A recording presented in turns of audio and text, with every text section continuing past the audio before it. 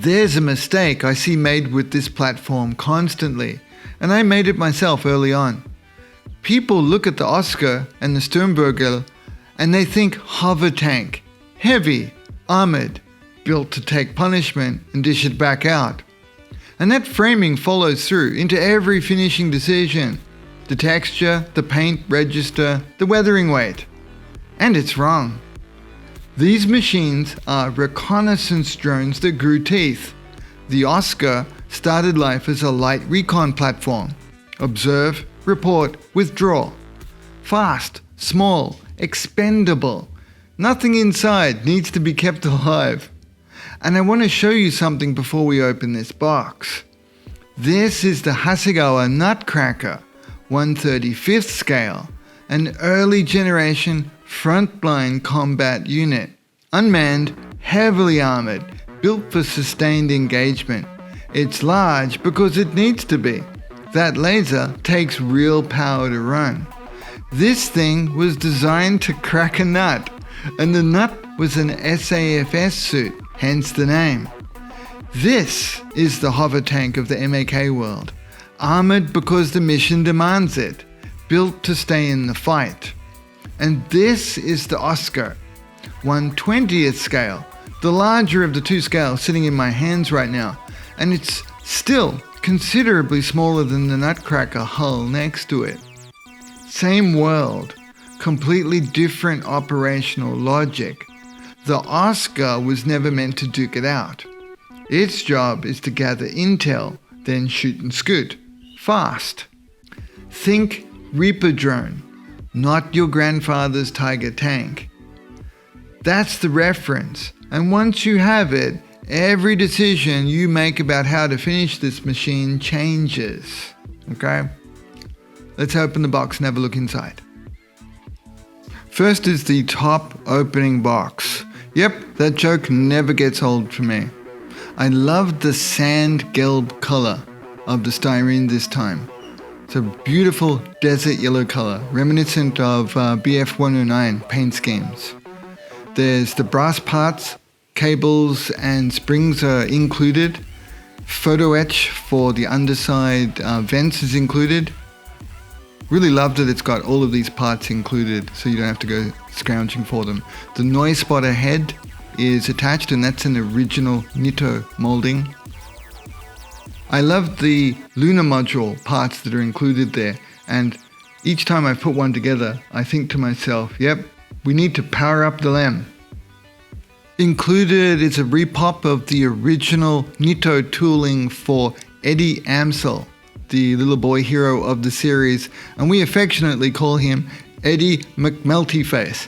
Yep, not kidding. Yes, he does come with the poker stick as well. Because you gotta poke stuff with a stick to find out if it's real, right? Now this one is interesting to me.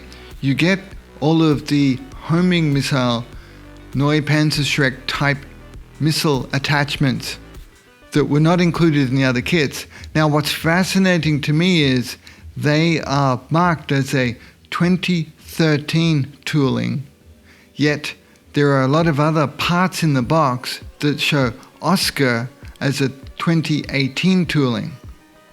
Now I remember back in 2013 when this project was being talked about, and there were some hiccups with it.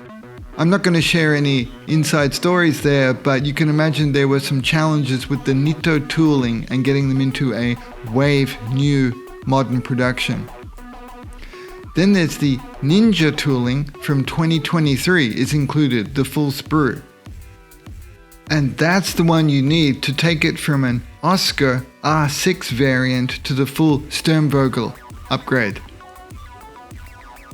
It of course includes all of the parts to make the original version of the OSKAR, so you could build all three variants from this one boxing. It's fantastic.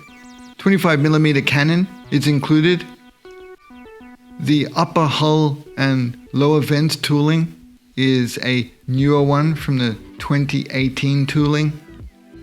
You can tell these ones are sharper than the 2013 stuff. If you look very closely as well, you can see that some of them are slightly different colors. The older toolings have more yellow in them, and the newer versions have a little bit more red. I don't know if that's across all of the printed versions of the kit, but definitely here with mine on the bench. The underside is one plate, and I like how that clips in place. The A5 paint card has some unit history and explanation of where the water slides go. The water slides are beautiful. As always, I'm very impressed with the SDR markings that are put in place and have already decided the ones I'll be using. Beautiful. The instruction manual is very stylish, and I love that they've kept the Nitto type of typography and design elements for this wave release. But heads up, somebody goofed big time. The first page is 80% incorrect. They copy-pasted in the Ninja first page for the additional unit that goes at the front nose of the STURMVOGEL, and it's actually quite wrong how they have described it.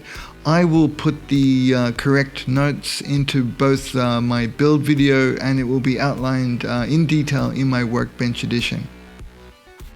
One more passing note on this.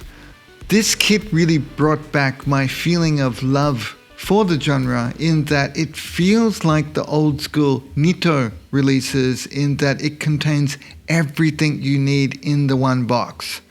Cables, brass rod, springs, and photo etch.